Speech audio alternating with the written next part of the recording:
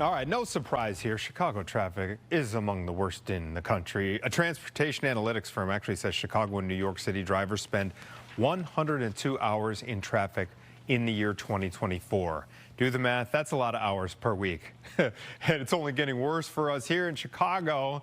We also have 5 of the busiest corridors in the country, in particular along I-55 and, of course, I-90 during rush hour. And joining us now to discuss this study is DePaul professor Joseph Schwieterman.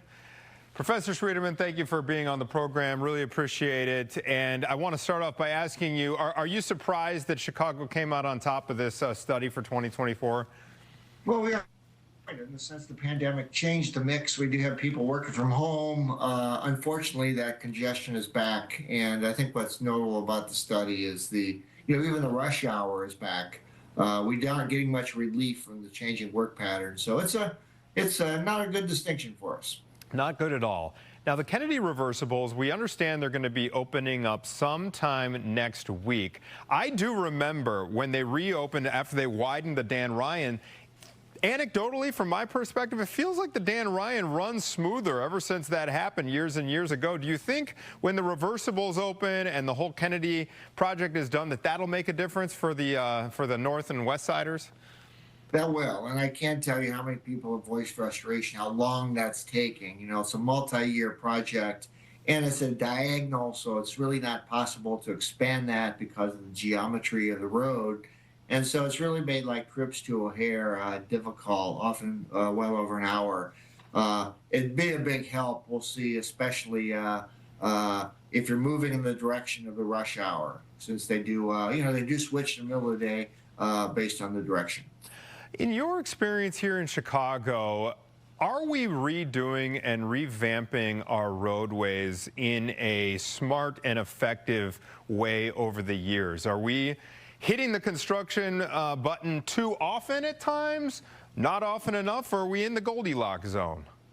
We definitely are not Goldilocks. And you look at some other countries, like in Germany, well, they'll replace a road and have it done in 4 months. And for us, it's sometimes drug out 2 years.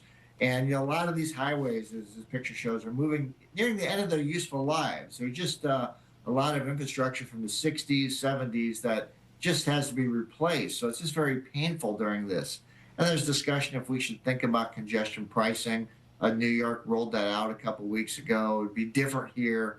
What we find is the worst congestion is on our expressways and up along the North Lakefront, and not necessarily right downtown. So if you come down to State and Adams, the congestion there isn't terrible. But boy, you're on the outbound 290, and that can be a parking lot. It can be. We've all sat in that parking lot for many, many years. Do you have any thoughts, being a local guy, in terms of our either short or long-term future that we could do, that Chicago could do, CDOT could do, or IDOT could do to address the congestion that just seems to be worse and worse every year? Oh, no doubt. And we are really falling behind on some of the innovative things other regions are doing, like out in San Francisco. One is, high occupancy lanes. So if you got 3 people in the car, you have a faster trip or a lower toll. That's can change behavior a bit. Also, dedicated bus lanes. So we have a big transit system. We haven't invested much, so people more inclined to use transit. So we know transit needs to be a big part of the puzzle. And I said some sort of congestion incentive on certain routes. And the tollway is already set up for tolling. You can envision a different toll, 4 to 8 p.m. being higher and after 8 being lower. And for whatever reason, we're kind of stuck in the status quo. And I tell my students, and they're shocked, there really is no plan to solve this right now. And these studies are a bit of a wake-up call then. All 3 of those ideas are very intriguing. We will see how New Yorkers react to this going forward and how it eases things in New York. DePaul University's Joel Schwieterman, thank you so much. Really appreciate your insight this morning.